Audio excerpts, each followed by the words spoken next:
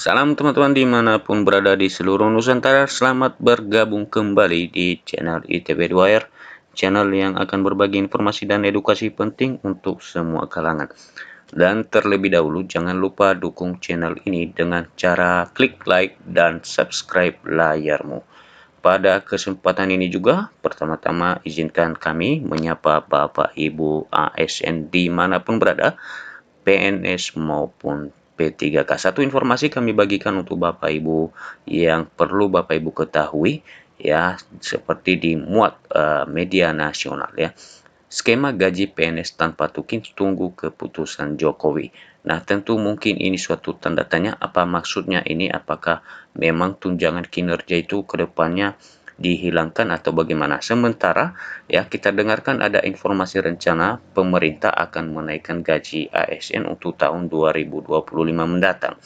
Kenaikan gaji PNS ke depannya bisa saja mungkin tidak menaikkan gaji pokok, atau dengan cara misalnya pemberian insentif lain atau juga dengan menaikkan tukin. Namun di sini katanya disampaikan bahwa skema gaji PNS tanpa tukin tunggu keputusan Jokowi. Karena itu Bapak Ibu, saya mengajak Bapak Ibu untuk mengikuti terus informasinya. Ya, informasinya dimuat CNBC Indonesia.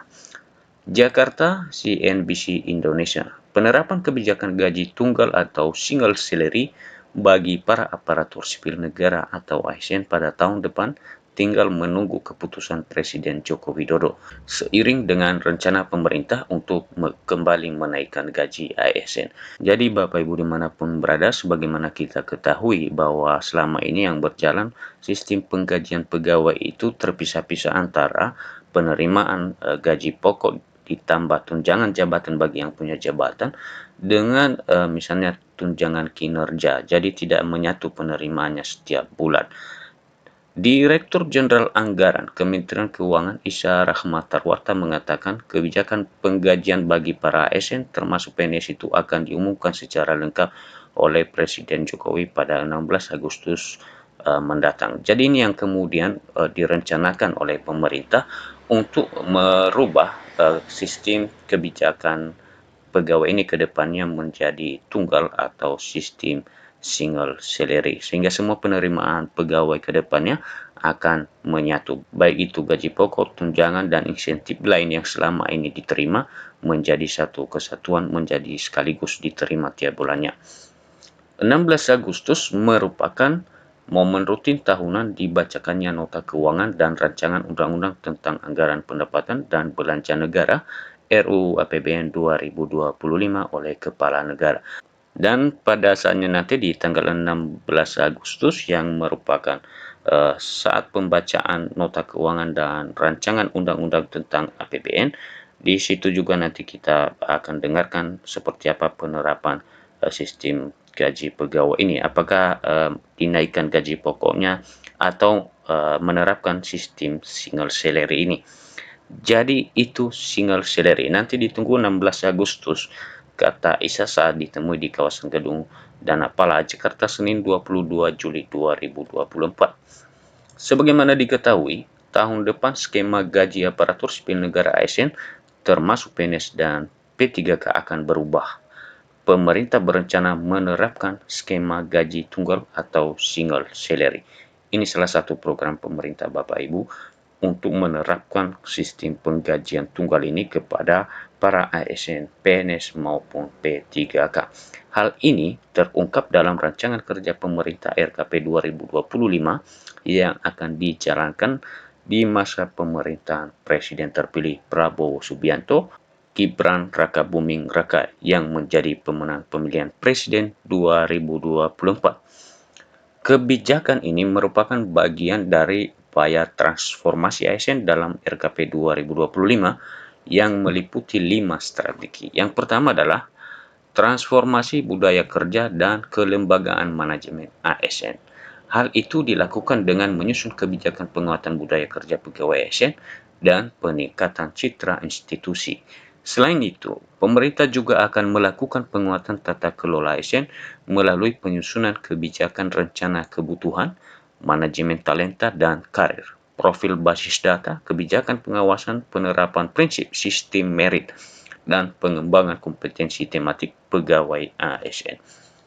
Dokumen tersebut juga menulis penggajian tunggal sebagai bagian dari rencana penggajian tunggal ASN melalui penyusunan rekomendasi kebijakan fiskal manajemen kesejahteraan sumber daya manusia aparatur.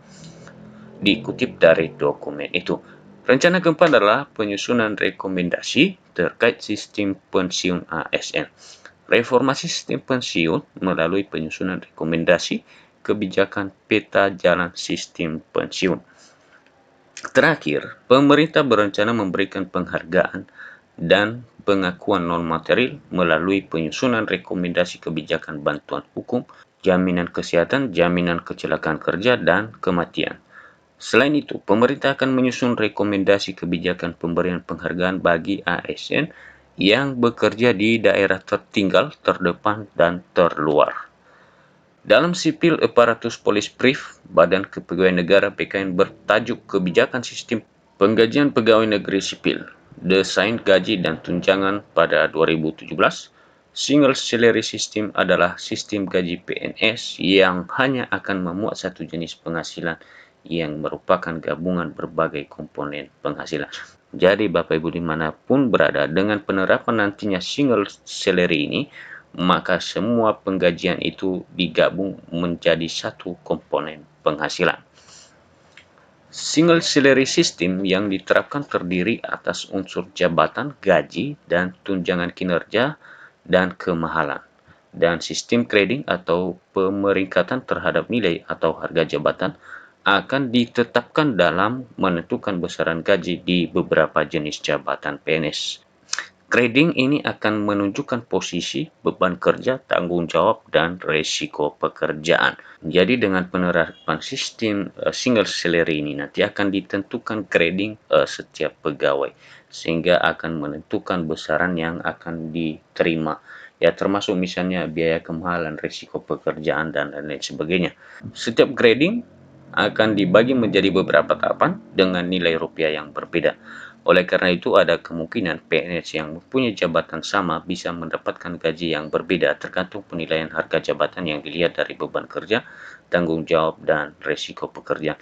Jadi Bapak Ibu, grading ini maksudnya adalah setiap pegawai akan diperingkat ya menurut beban kerja, tanggung jawab, dan resiko pekerjaan. Jadi dengan jabatan yang sama, bisa saja pegawai menerima tunjangan yang berbeda-beda atau gaji yang berbeda karena ada perbedaan dari sisi resiko pekerjaan atau tanggung jawab misalnya. Dan itulah informasi yang dapat kami bagikan untuk Bapak Ibu. Semoga informasinya bermanfaat dan sampai ketemu kembali. Salam.